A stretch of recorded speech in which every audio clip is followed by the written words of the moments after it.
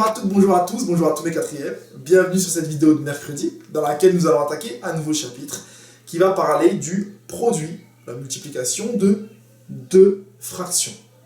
Alors, cette notion-là, elle ne vous est pas totalement inconnue puisque vous vous en êtes servi dans quelques vidéos et dans quelques notions auparavant, mais on n'avait pas fait de cours dessus, de cours rigoureux avec la définition, etc. Et donc, c'est le moment de le faire. Alors, tant mieux, puisque en soi, tout le monde connaît plus ou moins comment multiplier, réaliser le produit des deux fractions. Mais maintenant, on va en laisser une petite trace dans le cahier de cours et faire un petit chapitre comme il se doit. Ce sera un chapitre très court, il va tenir en une vidéo aujourd'hui, d'accord? Et ce sera largement suffisant. Et ensuite, on fera la division, le quotient de fractions un peu plus tard au cours des vidéos. Alors, premièrement, ici, on va donc s'intéresser au produit de ces deux fractions. Alors, vous allez voir que dans mon cours, après que vous allez écrire, j'ai appelé des fractions avec un nom un peu plus savant. J'ai appelé ça donc des nombres relatifs en écriture fractionnaire. Pourquoi? Un nombre relatif, on sait que c'est un nombre positif ou négatif. Bien oui, une fraction, ça peut être négatif ou ici positif, négatif, négatif. Et un nombre relatif en écriture fractionnaire, ça veut dire écrit sous la forme d'une fraction. D'accord? On va résumer ça sous fraction. Bien, le produit de fraction. Donc là, on fait juste attention. On met quand même des parenthèses ici, puisqu'il y a des signes négatifs. Comment on réalise le produit des deux fractions? Rien de plus simple. Absolument pas à mettre sur le même dénominateur, comme on le faisait pour l'addition et la soustraction, et c'était long, c'était pas forcément évident. On doit tout simplement réaliser le produit des numérateurs entre eux et le produit des dénominateurs entre eux. Tout simplement à réaliser moins 2 facteur de moins 4 et 3 facteur de moins 5. Voilà, et c'est rien de plus que ça. Ce chapitre, il tient en une seule ligne. Voilà comment réaliser le produit de deux fractions. Multiplier les numérateurs entre eux, multiplier les dénominateurs entre eux, et remettre ça au numérateur et au dénominateur. Ce qui nous donne moins 2 fois moins 4, 8. 3 fois moins 5, moins 15. D'accord? Petit travail sur le signe, on peut le remettre devant. Et bien voilà, c'est tout ce que vous devez savoir sur ce chapitre. Le reste, ce sont des subtilités. Je vais vous en parler un petit peu maintenant. Mais le cœur du chapitre est ici. Ok? Alors les quelques petites subtilités et nuances auxquelles il faudra faire attention durant ce chapitre.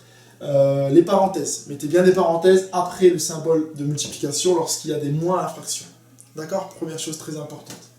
Deuxième chose très importante. À la fin d'une opération de produit, la fraction que vous obtenez, vous allez peut-être être amené à la simplifier. On se rappelle comment on fait? On décompose le numérateur et le dénominateur en produits de facteurs premiers. On revient un peu avant au début de l'année. Et ensuite, on barre ce qui se répète. Deuxième subtilité, lorsqu'on a une fraction et un nombre qui n'est pas fractionnaire. En tout cas, qui n'est pas écrit sous forme fractionnaire. Vous allez me dire, ouais, mais non, monsieur, le cours, c'est produit de fractions. Oui, mais vous vous rappelez, on a toujours dit qu'un nombre qui n'est pas sous forme fractionnaire, en fait, c'est une fraction, sauf que au dénominateur, on rajoute un 1. Donc ça, c'est égal. Donc je vais mettre le égal au niveau de cette barre-là. Normalement, tout devrait être aligné. Donc ça, c'est égal à quoi? D'après ce que j'ai expliqué, 3 fois 1 au dénominateur et au numérateur, 11 fois moins 4. Voilà. Et donc, ça fait moins 44 tiers. Ok?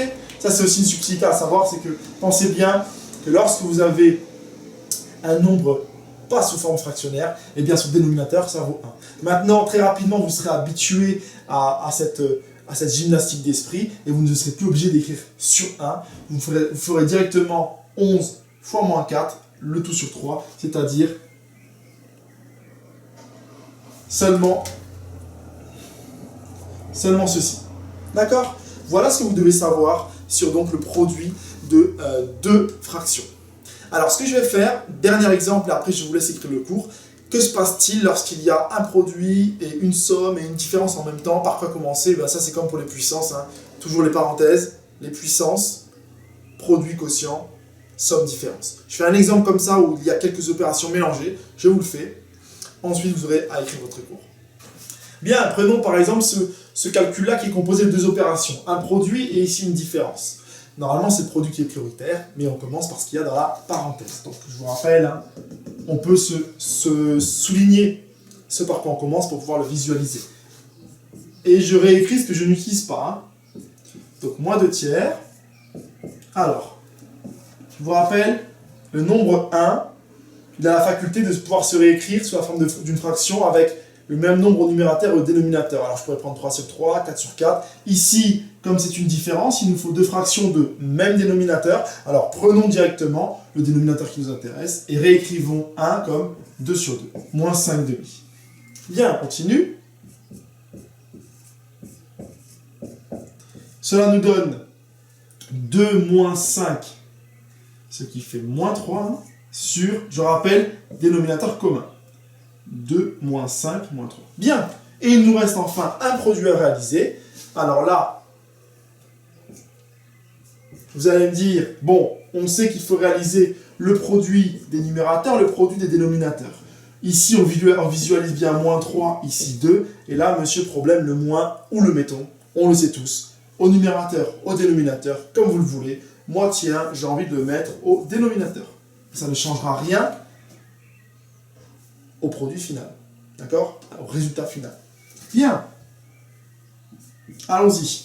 Alors là, on pourrait réaliser les produits 1 à 1, 2 fois 3, moins 6, et 3 fois 2, moins 6. Sauf que là, alors vraiment, je vous avouerai que cet exemple-là, je ne savais pas qu'on allait tomber là-dessus. Coup de bol, on se retrouve avec les mêmes nombres au numérateur et au dénominateur. Alors, moins 3 et moins 3 se simplifient, 2 et 2 se simplifient. On sait que quand tous les facteurs disparaissent, il nous reste 1 sur 1. Voici le résultat, qui vaut 1. Et bien voilà, donc résultat un peu atypique, d'accord, on n'est pas tombé sur une fraction. Toujours est-il que la nouvelle notion que vous avez appris, elle se trouve ici, d'accord. Le produit de deux fractions est en fait le produit des numérateurs sur le produit des dénominateurs. Voilà. Je pense que ce sera suffisant comme explication pour aujourd'hui. Je vous demanderai de prendre une nouvelle page dans votre cahier de cours, de recopier le cours qui va s'afficher maintenant, et ensuite vous prendrez votre cahier d'exercice et vous ferez les exos que je vous propose. Des exos très simples, basés exclusivement sur des produits et des petites priorités opératoires. D'accord? Allez-y, et la correction sera affichée juste ensuite.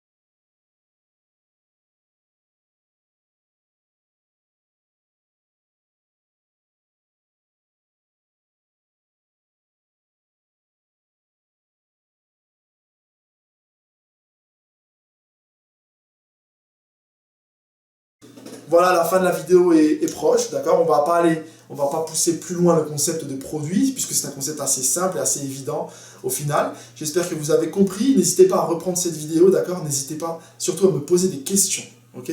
Je sais que je me suis un peu renseigné, comme je vous l'ai dit, et je vois que certains élèves commencent un peu à baisser les bras au niveau des mathématiques. Moi, je ne pourrais pas permettre ça, et donc je vais toujours vous talonner pour que vous puissiez continuer à travailler et surtout à forger vos connaissances pour la classe de 3e. C'est très important. Le produit de relatif, c'est aussi très important. Donc, continuez à travailler. Je vais toujours essayer de vérifier que vous travaillez en vous envoyant de temps en temps des petits exos à faire, etc. Posez-moi des questions. Ne baissez pas les bras. Ne lâchez rien. Je vous dis à très bientôt dans une nouvelle vidéo, et puis je l'espère également à très bientôt dans la vraie vie.